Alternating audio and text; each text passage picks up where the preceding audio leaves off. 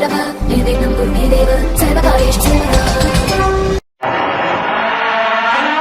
होती है तो हम एक दिया जला लेते हैं और उस रोशनी में खुद को महफूज समझते हैं, मगर उस रोशनी के करीब जो अंधेरा है वो अपने अंदर बहुत सारी कहानियां समेटे हुए है और इन्हीं कहानियों को आपको लेकर आता है रात के अंधेरे में।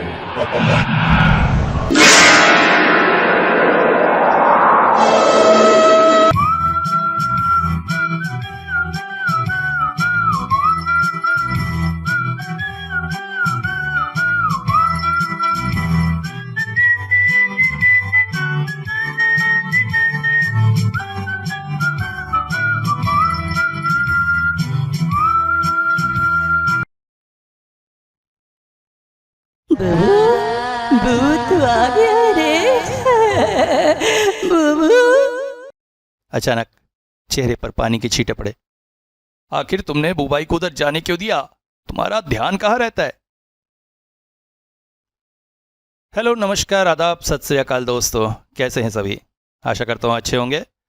और आज लेकर आया हूँ एक बहुत ही दिल को छूने वाली कहानी। मगर उससे पहले एक निवेदन, संदीप द विस्लर चैनल को जरूर सब्सक्राइब करिए और इसको भी वैसा ही प्यार दीजिए जैसे इस चैनल को देते हैं। बचपन की यादें, मेरे मामा का घर और वहाँ खेलने वाले मेरे दो साथी पायल और पार्थ। हम तीनों बचपन से ही साथ में रहे थे और हमेशा एक साथ ही खेलते रहते थे। खेल होते थे घर घर, जिसमें मैं और पायल पति पत्नी होते थे और हमारे प्रेम के बीच में विलन का काम करता था पार्थ। कह सकते हैं बचपन से ही हम दोनों के बीच इस बात को लेकर एक अजीब सी तनातनी रहती थी।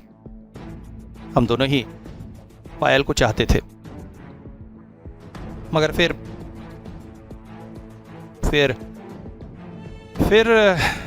मैं उन बातों को याद नहीं करना चाहता और शायद इसीलिए 10 साल हो गए मामा के घर नहीं गया था। मगर इस बार जब बेहद गर्मियां पड़ने लगी तो सोचा मामा के घर जाकर कुछ समय बिताया जाए। वैसे भी मामा मामी हमेशा कहते रहते हैं कि मैं उनके घर क्यों नहीं आता। बचपन में तो वहीं पड़ा रहता था, घर आने का नाम नहीं लेता था और आज इसलिए चल पड़ा मामा के घर। मेरे मामा रायपुर शहर में रहते हैं और कहने की ज़रूरत नहीं है, हमारा पूरा परिवार ही छत्तीसगढ़ी सिनेमा से जुड़ा हुआ है।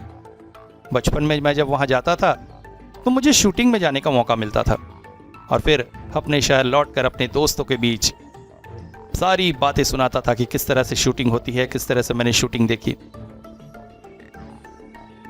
जब दोबारा मामा के गांव पहुंचा तो परिस्थितियां बहुत हद तक बदल चुकी थी। नाना जी ने एक मकान बनवाया था, मगर आज मामाओं के परिश्रम के चलते वो टीन की छत वाला मकान 2 मंजिला मकान बन गया। यही नहीं, आसपास के परिवेश में भी काफ़ी परिवर्तन हो गया। पहले खुले खुले मैदान थे, इन्हीं मैदानों में हम खेला करते थे। गर्मी की शाम को चटाई बिछाकर ठंडी ठंडी हवा खाते थे। आज वहाँ पर बड़े बड़े शॉपिंग मॉल कॉम्प्लेक्स खड़े हैं। जैसे कि मैंने बताया, हमारा घर भी काफ़ी हद तक बदल गया है, मगर घर के पिछले हिस्से के हालात कुछ बदले नहीं हैं। आजकल हालांकि चलन घर के अंदर ही टॉयलेट का है, मगर एक समय टॉयलेट को घर से काफ़ी दूर रखा जाता था और आज भी घर के पीछे वाले आंगन में खंडहर से ही पुराने टॉयलेट के अवशेष खड़े हैं। अब तो उधर कोई जाता भी नहीं है, इसी वजह से जंगल जैसा माहौल हो चुका है। उस दिन घर की छत पर खड़े खड़े मैं उसी हिस्से को देख रहा था। पता नहीं, उस हिस्से को देखते ही साथ मन में एक अजीब सी हलचल सी मची, एक अजीब सा डर जैसे छू गया। मगर ये क्या बात हुई? मैं तो डरने वाले इंसानों में से नहीं हूं। कई बार हॉन्टेड हाउस कहलाने वाली जगहों पर अपने फ्रेंड्स के साथ रातें बिताई हैं मैंने, मगर उस जगह को देखकर अचानक मुझे ऐसा क्यों लगा? इस जगह पर नहाने और शौचालय की दोनों की व्यवस्था हुआ करती थी। सारा पानी एक बड़ी सी टंकी नुमा जगह पर जाता था, जहां से एक पाइप उसे दूर पीछे के मैदान में छोड़ आती थी। आज वो सारी व्यवस्था बंद हो गई है, क्योंकि वो मैदान शॉपिंग कॉम्प्लेक्स में बदल चुका है। उस दिन दोपहर में मैं टहलते टहलते उसी ओर जा रहा था। अचानक मामी ने पीछे से आवाज दी, अरे सुनो, उधर मत जाओ, वो जगह अच्छी नहीं है, हम लोग भी उधर नहीं जाते हैं। पता नहीं, कुछ लोग कहते हैं उधर रात को किसी लड़की के रोने की आवाज आती है। मैं हंस पड़ा। गांव वालों के पुराने विचार। फिर मामी की नजर बचाकर चुपचाप उस ओर चल पड़ा। लंबे समय तक किसी के न आने से यहां पर जमीन पर भी लंबी लंबी घास उगाई थी। उन्हीं के ऊपर से चलते चलते मैं उस जगह पहुंचा। गेट पर मकड़ी के जाले और बेलों और लताओं ने अपना घर बना लिया था। किसी तरह से हाथों से उन्हें हटाते हुए रास्ता बना रहा था कि अचानक छत का एक हिस्सा टूटकर मेरे पास आकर गिरा। उफ, किस्मत थी, अगर ये सिर पर गिरता तो अभी तक शायद। खैर, पुराने समय से खड़ी ये जगह अचानक हलचल होने की वजह से शायद हिस्सा टूटकर गिरा था। जगह पूर्वामुखी थी, इस वजह से पश्चिम की ओर बढ़ते सूरज की रोशनी अब अंदर नहीं आ पा रही थी। अंदर गहरा अंधेरा सा था। मैंने टॉर्च निकाल ली और उसकी रोशनी में धीरे धीरे आगे बढ़ने लगा। बचपन की यादें ताजा होने लगी, मगर अब हर तरफ वीराना और सन्नाटा था। तभी अचानक मेरे पैर ठिठक गए। नल से पानी गिरने की आवाज आ रही है ना? अरे हाँ, पानी की ही तो आवाज आ रही है। तभी मेरी नजरें जैसे जैसे कांप सी उठी। मैंने महसूस किया एक लड़की नल के पास ही खड़ी थी, मेरी तरफ पीठ करके। उसके सर पर लंबे लंबे बाल थे और अचानक ही जैसे हवा में विलीन हो गई।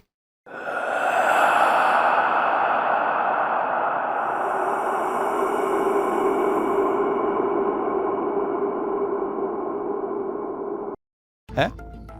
ये क्या था? कुछ समझ नहीं आया। मैं जल्दी जल्दी वहां से बाहर निकल आया, मगर घर पर किसी को इस बारे में नहीं बताया। उस दिन रात में फिर छत पर टहल रहा था। दिन में हुई घटना के बारे में सोच ही रहा था कि अचानक मामा की आवाज आई, अरे आओ जल्दी सो जाओ, दिन भर के थके हुए हो। ज्यादा रात तक छत में टहलना ना हुआ, मगर रात को सोते सोते रह रहकर सुबह की घटना याद आ रही थी। गांव में आने के बाद मैंने पायल और पार्थ के बारे में पता करने की कोशिश भी नहीं की। हालांकि मामी के मुंह से सुनने मिला पायल और पार्थ दोनों घर से भाग गए थे। उसके बाद उनकी कोई खबर नहीं। मैं चौंक सा पड़ा। अरे, उनकी तो शादी होने वाली थी, फिर वो हाँ, और यही कारण था पिछले 10 साल से मेरा इस जगह पर न आने का। मेरे और पायल में बहुत सी समानताएं थी, जैसे जैसे हम दोनों के आचार विचार और विश्वास। मैं बाबा लोकनाथ का भक्त हूं। बाबा ने हमेशा कहा है, तुम जहां भी हो, जिस भी कष्ट में हो, मुझे याद करना, मैं तुम्हारी मदद करने आ जाऊंगा। और जीवन में मैंने इसे पाया भी। पायल भी बाबा लोकनाथ पर बहुत विश्वास रखती थी और हम दोनों को अच्छा लगता था पहेलियां बूझना। पार्थ का स्वभाव इससे बिल्कुल अलग था। धीरे धीरे हम बड़े होने लगे और पति पत्नी का खेल खेलते खेलते कब एक दूसरे से प्यार करने लगे थे समझ ही ना सके। उस साल मेरी 12th के एग्जाम थे। जब एग्जाम देने के लिए अपने शहर गया तो पायल फूट फूट कर रोई थी। तुम्हारे बिना मैं कैसे रहूंगी बताओ। इसके बाद फोनों का सिलसिला जारी रहा। जब भी पायल फोन करती इसी तरह बिलक बिलक कर मुझसे कहती, जल्दी चले आओ ना, तुम्हारे बिना अच्छा नहीं लगता है। पर फिर अचानक सुनने में आया पार्थ और पायल की शादी होने वाली है। पायल पार्थ से प्यार करती थी। उस बार आखिरी बार मैं गांव गया था।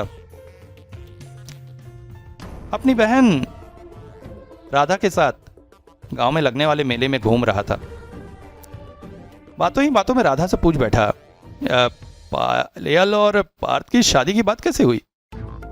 हाँ, अरे वो दोनों बचपन के तो प्यार करते थे। तुम लोग तो साथ ही में खेला करते थे, तुम्हें नहीं पता? पायल जान देती है पार्थ पे। उनके घर वालों ने भी तय किया है कि पढ़ाई खत्म होने के बाद उनकी शादी दे देंगे। मैं तिलमिला उठा था। अगर यही बात थी तो फिर फोन पर वो रोना धोना। और तभी मेले की एक दुकान पर पार्थ खड़ा मिल गया। मेरी हाथ की मुट्ठियां भिज गई। तिलमिला उठा था मैं। अपनी बहन को वहीं छोड़कर मैं उस दुकान की तरफ बढ़ गया। मुझे देखते ही पार्थ बोला, अरे भाई आ देख भाई, हम दोनों की शादी अचानक ही तय हुई है, घर वालों ने की है। पढ़ाई खत्म होने के बाद ही हमारी। अचानक पास खड़ी लड़की उसकी तरफ मुड़कर बोली, देखो ये वाला हार कैसे लग रहा है? मेरी रज रही है। जैसी उस लड़की से टकराई मैं जैसे तिलमिला उठा। सामने पायल ही थी। मैंने उससे कहा, अगर इसी से शादी करनी थी तो फोन पर वो सब क्या था? तो तुम्हें क्या लगता है मैं तुम्हारे जैसे एक लड़के से शादी करूंगी? अरे हो जाता है यार। प्यार अपनी जगह है, जिंदगी निर्वाह अपनी जगह है। कमीनी कुतिया। मेरे मुंह से बस यही शब्द निकले थे और मैं वापस अपने शहर आ गया। और आज 10 साल बाद पर पायल की बात छोड़ो, कल दोपहर को मैंने क्या देखा था? मन ही मन फैसला किया, आज भी मैं एक बार फिर से उधर जाऊंगा। मगर दिन भर कुछ काम की वजह से समय ही न मिल पाया। शाम को जैसे ही मुझे मौका मिला, मैं दौड़ पड़ा पुराने शौचालय के खंडहर की तरफ। चारों ओर झिंगुरों की आवाज थी। दबे पांव मैं अंदर पहुंचा। मोबाइल टॉर्च की रोशनी से इधर उधर देखने की कोशिश कर ही रहा था कि मुझे ज्यादा समय नहीं देना पड़ा। अचानक मुझसे थोड़ी दूरी पर एक लड़की बैठी हुई थी। घुटनों पर उसके लंबे लंबे बाल पीठ पर लहरा रहे थे। मैं चौंक सा पड़ा और बोल पड़ा, कौन हो? उसने अचानक मोड़कर मेरी तरफ देखा। उसे देखते ही जैसे मैं कांप सा उठा। आधा चेहरा बालों से ढका और आधा बेहद भयानक। वो चीख पड़ी, बुबू तू आ गया बुबू। हाँ, तुम मुझे बचाओ। मैं अपने आप को संभाल न सका और वहीं बेहोश होकर गिर पड़ा। हाथों से मोबाइल वहीं गिर रहा। होश आया चेहरे पर पानी की छींटे पड़ने से। और मामा की आवाज से, तुमसे कहा था ना बुबाई को इधर मत आने देना, तुम ध्यान क्यों नहीं रखती हो? मैं कितना संभालूं, न जाने कब नजर बचाकर यहाँ चले आया है। उसके बाद मुझे किसी तरह से उठाकर घर लाया गया। रात के काफी पहर बीतने के बाद थोड़ा सा अच्छा लगा। मामी आई, कैसा लग रहा है? ठीक है। खाना वगैरह खाकर फिर से बिस्तर पर लेटा था और हो रहे घटनाक्रम के विषय में ही सोच रहा था। तभी करवट लेकर मोबाइल उठाने के लिए जैसे ही हाथ बढ़ाया, मोबाइल मेरे पास न था। तभी याद आया मोबाइल तो वहां गिर गया था। ओह, ये क्या हुआ? मतलब मोबाइल लेने के लिए एक बार फिर से मुझे वहां जाना ही पड़ेगा। पर मेरी वहां जाने की अब हिम्मत नहीं हो रही थी। पर ऐसा क्यों लग रहा था कि जिसे मैंने देखा है उसे मैं किसी न किसी तरह से पहचानता हूं। अगली सुबह बातों ही बातों में मामी से पूछ बैठा, मामी, पायल और पार्थ भाग गए थे, क्या हुआ था? पता नहीं, देखो ना, दोनों के घर वाले तो उनकी शादी करने वाले थे, मगर फिर एक दिन पता चला दोनों भाग गए हैं और कहीं जाकर शादी कर ली है। उसके बाद उसके घर वालों का, उस पायल के माँ बाप तो यही हैं। हाँ, पार्थ के माँ बाप के बारे में कुछ पता नहीं। उस दिन दोपहर को मैं पायल के घर चल पड़ा। घर का दरवाजा खुला ही था। मैंने जैसे ही अंदर प्रवेश किया, देखा बिस्तर पर एक वृद्ध व्यक्ति लेटे हुए थे और एक महिला उन्हें खाना खिला रही थी। व्यक्ति को देखकर समझ में आ रहा था कि उनका शरीर का आधा हिस्सा काम नहीं करता। मुझे देखते ही महिला चौंक पड़ी। कौन हो? काकी माँ, मैं बुबाई। ओह, बुबाई बेटा, आओ आओ, बैठो बैठो। काकी माँ, ये सब कैसे? क्या बताऊं बेटा, किस्मत का खेल देखो। लड़की ने खुद से कहा वो पार्थ से प्यार करती है। हम लोग ने भी खुशी खुशी रिश्ता तय कर दिया था। बस इतना कहा, पढ़ाई लिखाई पूरी करो। फिर पता नहीं दोनों के मन में क्या था, एक दिन भाग गए। बाद में पता चला बाहर कहीं जाकर शादी कर ली है। आपने पार्थ के माता पिता से बात नहीं की थी ना? तुम तो जानती हो तुम्हारे काकू बेटी से कितना प्यार करते थे, कैसे रहते उससे दूर। हमने कई बार जाकर पार्थ के माता पिता से पूछा, मगर उन्हें भी कुछ ठीक से पता नहीं था। ऐसे ही 3 साल बीत गए। मैं तो हर महीने एक बार उनके घर जाने लगी थी। फिर एक दिन पता चला वो यहाँ का सब कुछ बेच बाच के पास ही के शहर के एक फ्लैट में ट्रांसफर हो गए हैं। और इसी बीच बेटी के दुख में तुम्हारे चाचा जी को स्ट्रोक आ गया। जान तो बच गई, मगर आधा शरीर पैरालाइज्ड हो गया है। इनकी जो प्रोविडेंट फंड और बीमे की रकम थी, उसी से खर्चा चल रहा है, जिंदा है।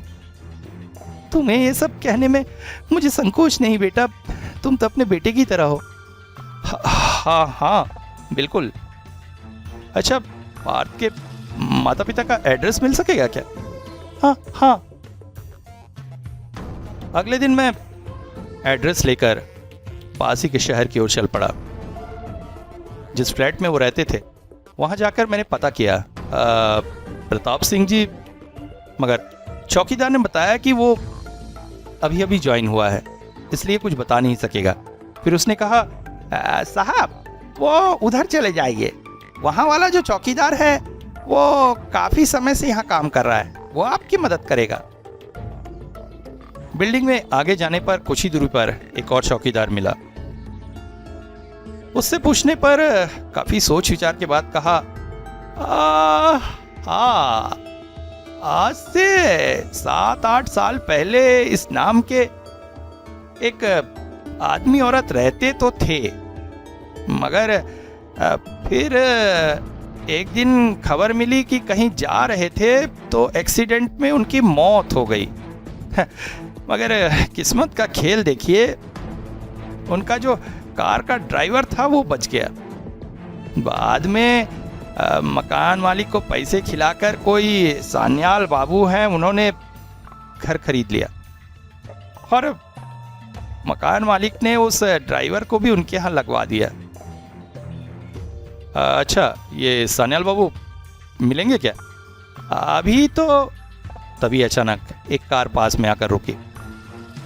चौकीदार बोला, साहब वो वही है सान्याल बाबू, मगर आपको उनसे मिलने के लिए पहले से अपॉइंटमेंट लेनी पड़ेगी। वो ऐसे किसी से मिलना पसंद नहीं करते हैं। फिर उसने सान्याल के मकान में फोन लगाया। बोला, सान्याल बाबू का एक ड्राइवर आपसे मिलेगा, आप चले जाइए। तीसरी मंजिल में सान्याल का फ्लैट था। फ्लैट के दरवाजे पर घंटी बजाते ही दरवाजा एक गंजे से व्यक्ति ने खोला, जिसके चेहरे पर एक कट का निशान था। मगर पता नहीं क्यों उसे देखते ही साथ मुझे ऐसा लगा जैसे मैं उसे पहचानता हूं। मगर कौन है वो? वो बोला, अरे क्या आश्चर्य है, आप क्या बाहर ही खड़े रहेंगे, अंदर तो आइए। असली में सान्याल साहब से मिलना था। हाँ मालिक जरा फ्रेश होने बाथरूम गए, जो काम है मुझे बता दीजिए, मालिक ऐसे किसी से नहीं मिलते हैं। नहीं, मैं फिर कभी आऊँगा, कहकर मैं वहाँ से चला आया। मगर प्रश्नों की बौछार थी मेरे ऊपर। मुझे इन सारे सवालों के जवाब खोजने थे और मुझे पता था जवाब एक ही जगह मिल सकता है, और वो है पुराना शौचालय। मगर वहां पर सीधा जा पाना संभव नहीं था, क्योंकि घर वाले अगर मुझे देख लेते तो एक ही तरीका था, शॉपिंग कॉम्प्लेक्स वाले हिस्से से होकर पीछे की दीवार कूदकर अंदर आना। मन ही मन मैंने सारी बातें तय कर ली। अगले दिन मामा से कहा, मैं जरा अपने शहर जा रहा हूं, अगले दिन लौटूंगा, और घर से निकल पड़ा। वहां से मैं सीधा पहुंचा शॉपिंग कॉम्प्लेक्स वाले हिस्से से होकर पीछे की दीवार कूदकर शौचालय तक। अब तक शाम ढल चुकी थी। एक बार फिर से झींगरों और कीड़े मकोड़ों ने सन्नाटे को तोड़ने का ठेका ले रखा था। ऊंची ऊंची घास पर चलते हुए धीरे धीरे मैं अंदर पहुंचा, मगर अंदर पहुंचते ही चौंक पड़ा था। ऐसा लग रहा था जैसे तेज आंधी सी आ गई है, मगर बाहर के पेड़ पौधे तो बिल्कुल स्थिर थे। फिर अंदर ही आंधी कैसे? और तभी मेरे सामने दोबारा प्रकट हुई वही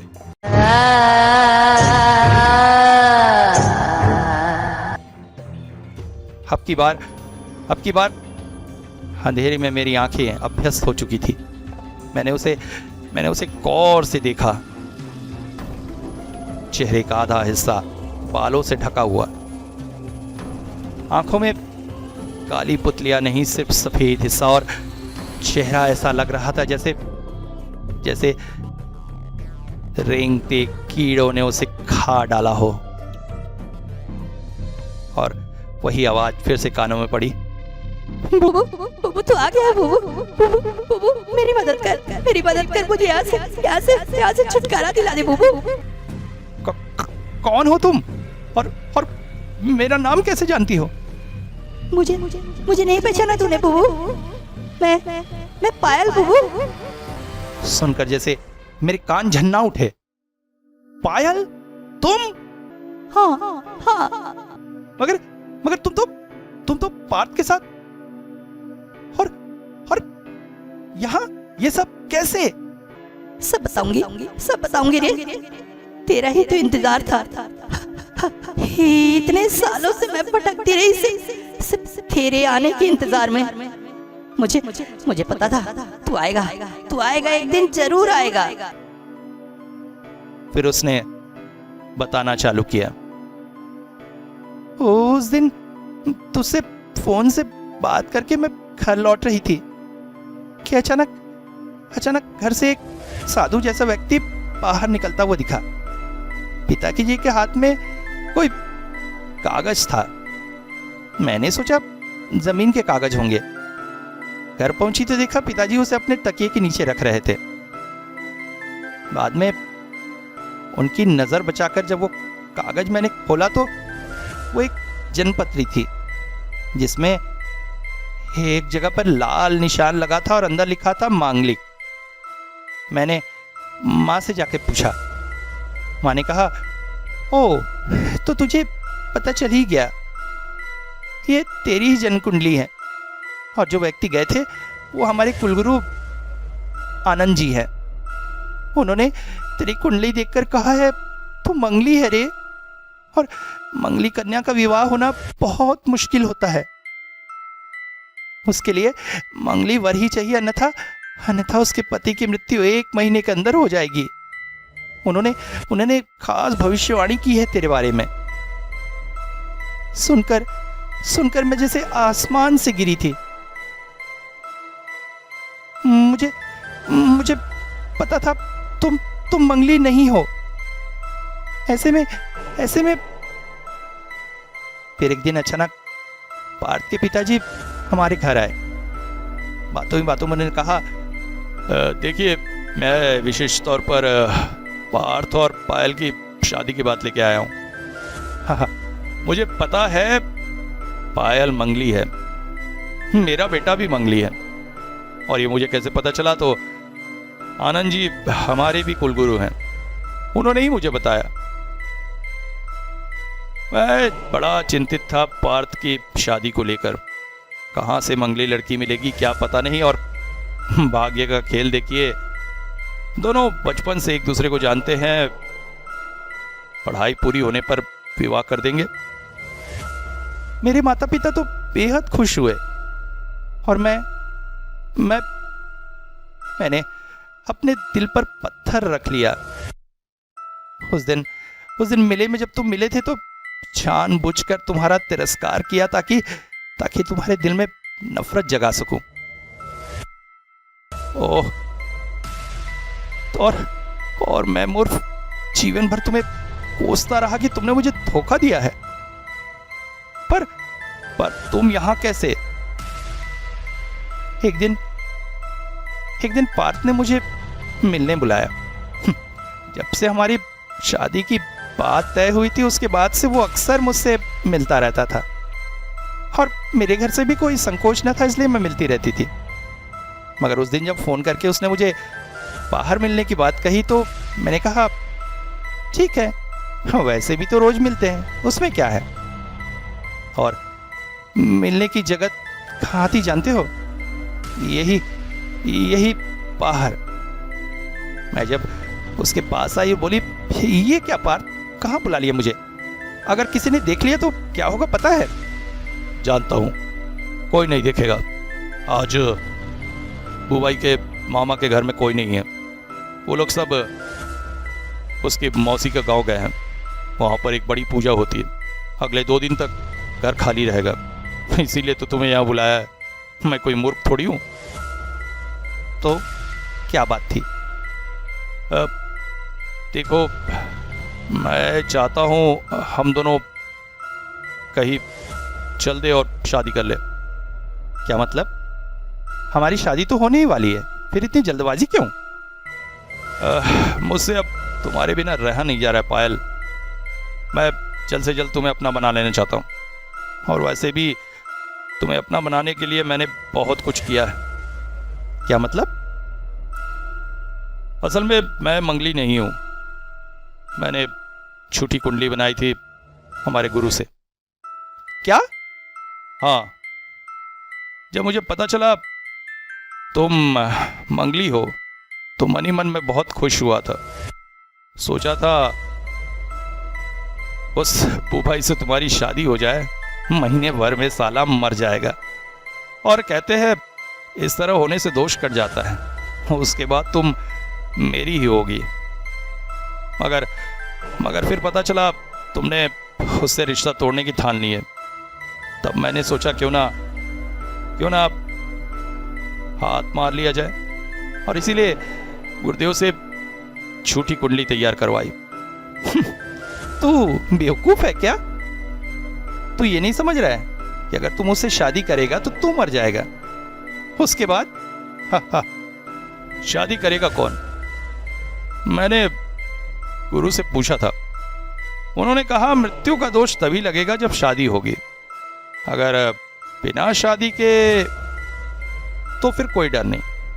इसीलिए तुमसे कह रहा हूं, चलो हम कहीं चल देते हैं, कुछ समय बाद वापस लौट आएंगे, गांव वालों से कह देंगे हमारी शादी हो गई है, मगर बिना शादी किए ही हम पति पत्नी जैसे अपना जीवन निर्वाह करेंगे, फिर तो कोई डर नहीं। और तूने सोच लिया मैं तेरी बात मान लूंगी।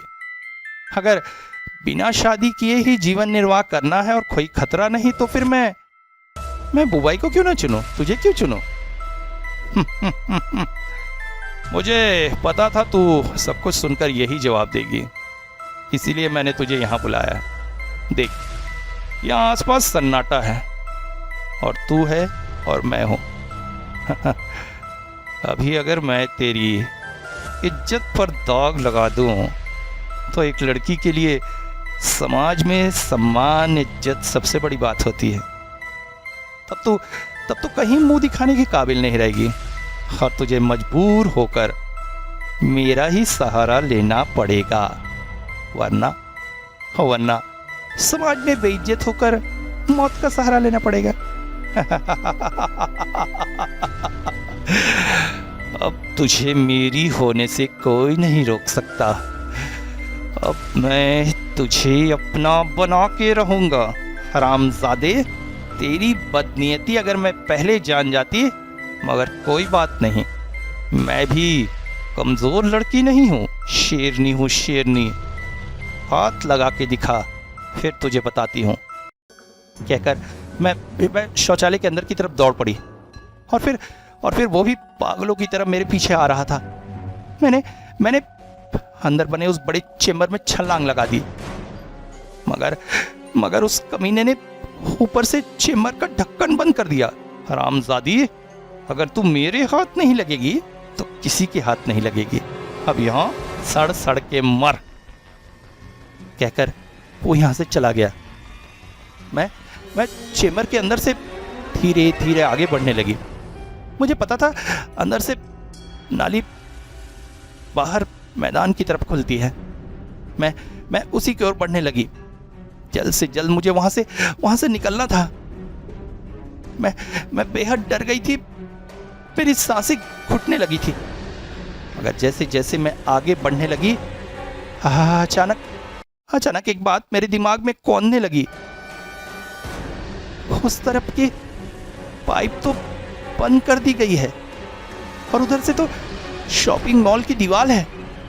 ओह, अब मैं न तो आगे जा सकती थी, नहीं पीछे। मैं क्या करती? अचानक मेरे हाथ पांव कांपने लगे, मेरा गला सूखने लगा, मेरा दम घुटने लगा, और फिर वहीं पड़े धीरे धीरे मैं मरती गई। ओह, और उस कमीने ने यहां बता दिया कि तुम उसके साथ भाग गई हो और उन्होंने शादी कर ली है। बुबाई, तुम ही हो जो मुझे यहां से मुक्त कर सकते हो। प्लीज मुझे यहां से निकालो। मेरा दम घुटता है वहां, प्लीज। मगर मैं कैसे तुम्हें निकालूं? उस कमीने ने यहां से जाने से पहले किसी तांत्रिक के हाथों कुछ यहीं कहीं छोड़ा है, और उसकी शक्ति की वजह से मैं खुद बाहर नहीं निकल पा रही हूँ। तुम्हें उसे खोजना है, और मुझे मेरी आत्मा को चेंबर से आजाद करना है। हाँ हाँ हाँ पायल, मैं करूँगा, तुम चिंता मत करो। मैं पागलों की तरह शौचालय के कोने कोने को ढूंढने लगा। रात के अंधेरे और सन्नाटे में अब मुझे कोई डर न था। मेरी पायल को इस प्रताड़ना से मुझे मुक्त करना है। हाँ, बेचारी लड़की ने कितनी तकलीफ सही है और मैं पिछले 10 साल से उसे मेरे साथ धोखा करने के लिए गालियां देता आया हूं। नहीं, ये मेरा प्रायश्चित होगा। आज इस अंधेरे में, आज इस सन्नाटे में खोजते हुए अगर मुझे सांप मकोड़े काट ले तो मुझे कोई डर नहीं, क्योंकि वो मेरे लिए सजा होगी पायल को कोसने की। तभी अचानक मेरे हाथों से कुछ टकराया। उठाकर देखा, मोबाइल फोन था जो बंद हो चुका था। पर पूरा शौचालय छानने के बाद भी मुझे कुछ नहीं मिला। तो आखिर पायल को यहाँ बांधा कैसे गया है? और तभी मन ही मन मैंने बाबा लोकनाथ को याद किया। फिर अचानक मेरा पैर छत के उस बड़े हिस्से से टकराया जो उस दिन मेरे ऊपर गिरते गिरते बचा था। और जैसे ही नजर टूटे हुए उस हिस्से पर पड़ी, मैं चौंक पड़ा। वहां पर लाल धागे में बंधा कुछ है ना? मैंने किसी तरह से उस वस्तु को नीचे उतारा। धागा खोला तो वो एक भोजपत्र था जिस पर कुछ लिखा हुआ था। दिल से मिले दिल तो दूरियों को टाले, जो तुम्हारे दिल के सबसे करीब हो वही तुम्हें यहां से निकाले। मतलब मैं ही हूं जो पायल को आजाद कर सकता हूं। मैं तुरंत ही दौड़कर चेंबर की तरफ गया और चेंबर का ढक्कन खोलने का अथक प्रयास करने लगा, मगर खोल नहीं पा रहा था। तभी मेरा हाथ कुछ वस्तु से टकराया जो चेंबर से अलग थी। आसपास की घाट झाड़ियों को हटाकर पाया वो एक छोटा सा ताला था जो चेंबर पर लगा हुआ था, और शायद इसी वजह से मैं उसे खोल नहीं पा रहा था। फिर एक बड़ी सी ईंट लाकर उस जंग लगे ताले पर 2-3 बार मारते ही साथ वो टूट गया, मगर अभी चेंबर खोल पाना मेरे लिए संभव न था। मैं फिर अपने साथ लाई छोटी सी टॉर्च की रोशनी में चेंबर के आसपास ढूंढने लगा कि कोई और ताला है क्या, कि तभी चेंबर के ऊपर कुछ लिखा हुआ पाया। वो जगह को अच्छे से साफ करने पर यहाँ पर भी कुछ लिखा था, जो इंसान होकर भी इंसान नहीं है, हर मुसीबत में वही तुम्हारे लिए सही है। लेकर उसका नाम करो काम, तभी होगे सफल और पाओगे इनाम। ये कोई पहेली है, मगर क्या इसका जवाब क्या हो सकता है? ओह, कुछ समझ में नहीं आ रहा है। मैं क्या करूं? मुझे जल्द से जल्द कुछ करना है। मुझे पायल को जल्द से जल्द निकालना है, मगर तभी मन में कौंधा बाबा लोकनाथ का नाम। उन्होंने ही तो कहा है, जब मुसीबत में पड़ो तो उनको याद करो। मैंने मन ही मन उनका नाम लिया और जैसे ही चेंबर को खोलने का प्रयास किया, एक झटके में ही चेंबर खुल गया और चेंबर से गहरा सफेद धुआं निकलने लगा, और उसी धुएं के बीच प्रकट हुई पायल की धुंधली आकृति।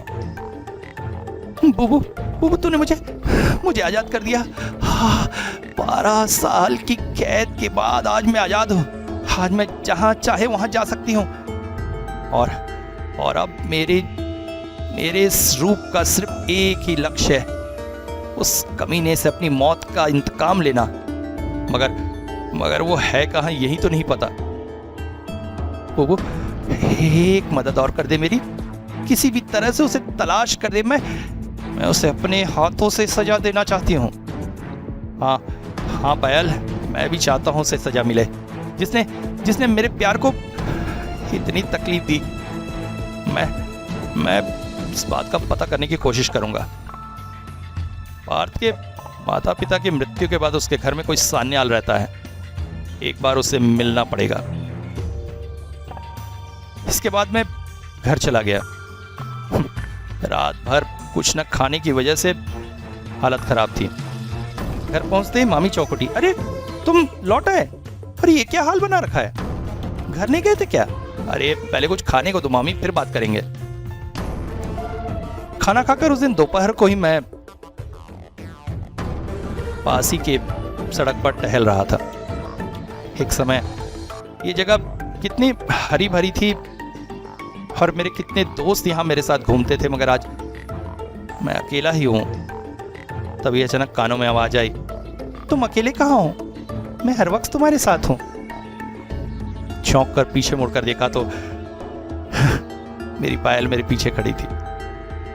मन किया उसे बाहों में भर लूं, मगर ऐसा मैं कर नहीं सकता था। बूबू, जल्द से जल्द तुम्हें पता लगाना है कि वो पार्थ कहाँ है, और अगर हो सके तो परसों होने वाले मेले में उसे लेकर आना है। वहीं मैं उसके कर्मों की उसे सजा दूंगी। हाँ, मैं कोशिश करूंगा। पता नहीं मुझे क्यों ऐसा लगता है सान्याल का ड्राइवर इस विषय में कुछ न कुछ जानता है। मैं कल उसे मेले में लाने की कोशिश करता हूँ, उसी के जरिए हम वहां तक पहुंचेंगे। मगर तुम ऐसा करोगे कैसे? मेले के मुख्य अतिथि के रूप में सान्याल को आमंत्रित करते हैं। वो आएगा तो उसका ड्राइवर भी आएगा, फिर तुम उससे सब कुछ जान सकोगे। उस दिन शाम को मैं सान्याल के घर जा पहुंचा। दरवाजा ड्राइवर नहीं खोला। आज भी आपके मालिक नहीं है? अरे नहीं, वो जरा बाहर गए हैं। अब बताइए क्या काम था? असली में परसों हमारे गांव में एक मेला है। मैं चाहता था मुख्य अतिथि के रूप में वो आए, और आप भी आइएगा। कहकर मैं चला आया। मेले वाले दिन सवेरे से गांव में गहमा गहमी थी। शाम को काफी सारे सांस्कृतिक कार्यक्रम और फिर एक नाटक होना था। अभी तक सान्याल वहां नहीं पहुंचे थे। मैं मनी मन भयभीत हो रहा था, सान्याल आएगा कि नहीं। धीरे धीरे सारे कार्यक्रम खत्म होने लगे और तभी एक कार आकर रुकी। मगर कार से एक दाढ़ी वाले बड़े बड़े बालों वाला व्यक्ति उतरा। मैं सान्याल, आप? ओह हाँ, मैं ही बुआई हूँ, आइए। मगर सान्याल के साथ ड्राइवर नहीं आया था। मैं मन महसूस कर रह गया। उफ, ये क्या हो गया? अब अंतिम नाटक खेला जाना था, मगर नाटक देखते देखते मैं आश्चर्यचकित होने लगा। नाटक में वही सब कुछ था जो पायल के साथ हुआ था। अचानक सान्याल चीख पड़े, ये सब क्या है? क्या आलतू फालतू के नाटक दिखा रहे आप मुझे? इसीलिए आपने मुझे बुलाया था। और तभी स्टेज में से मॉम नाम की एक लड़की नीचे कूद पड़ी और उसने सान्याल की गर्दन दबा दी। अरे अरे क्या करती हो? अब तेरे लिए बच पाना संभव नहीं है कमीने। सबके सामने बता तूने क्या पाप किया है, वरना यही मार डालूंगी। अरे मैंने कुछ नहीं किया है। ये क्या है मेरे साथ, ये मजा? अचानक ही उस बच्ची ने सान्याल को हवा में लटका दिया। एक जोर के झटके के साथ सान्याल की दाढ़ी और मूंछ निकल गई और मेरे सामने सान्याल का ड्राइवर था। उसके चेहरे पर वही कटे का दाग। ओफ, तो यही पार्थ था। मैंने भी आगे बढ़कर कहा, पार्थ, अब छुपने का कोई मतलब नहीं है। मेरे पास सारे सबूत हैं जो ये सिद्ध करते हैं कि तुम ही पार्थ हो। क्या बकवास है? तुम कभी ये सिद्ध नहीं कर पाओगे। कमीने, इतना कमीना है कि तूने अपने माता पिता की भी हत्या कर दी उनकी जायदाद लेने के लिए। उस घर के असली मालिक से मैं मिला था।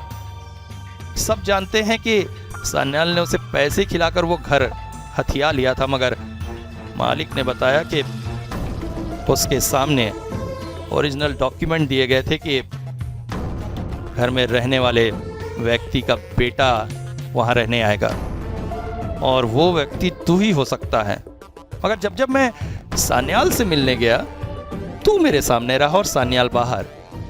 इसने मुझे पूरा विश्वास दिला दिया कि तू और सान्याल एक ही व्यक्ति हैं। अचानक पार छटपटाने लगा। नहीं! मैंने पायल से कहा, पायल ऐसा मत करो, ऐसा करोगी तो बेचारी बच्ची पर केस बन जाएगा। इसे पुलिस के हवाले कर दो, इसे कानून सजा देगा। उस दिन जज साहब ने केस का फैसला सुनाया। पार्थ को फांसी हो गई थी। अगले महीने की 10 तारीख को उसे फांसी देनी थी। केस की मार्मिकता को देखते हुए उसे हाई कोर्ट और सुप्रीम कोर्ट में भी भेजा जाना मना ही कर दी गई थी। मैं पायल की मां के साथ घर को आ रहा था। रास्ते में मैंने उससे कहा, चाची, इस वक्त वो दिख जरूर नहीं रही है मगर वो हमारे साथ ही है।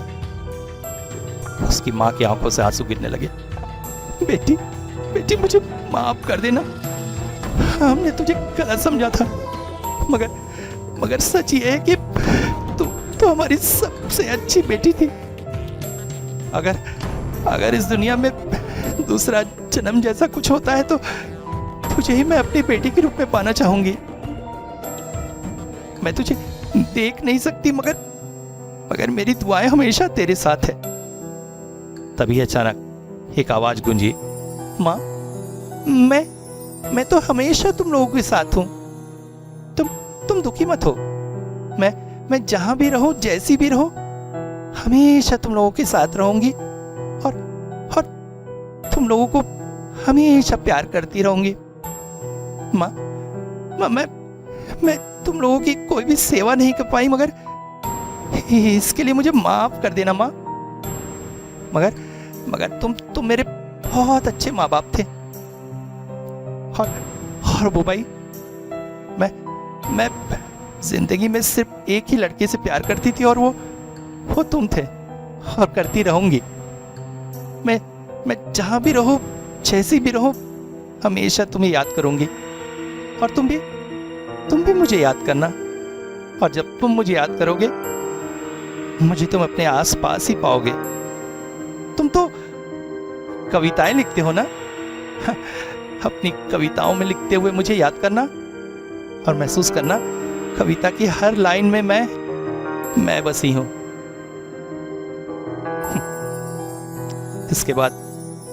इसके बाद वो चली गई, मगर मैं जानता हूं वो मेरे साथ, मेरे पास हमेशा है। मेरी हर कहानी में, मेरी हर कविता में उसे मैं महसूस कर सकता हूं।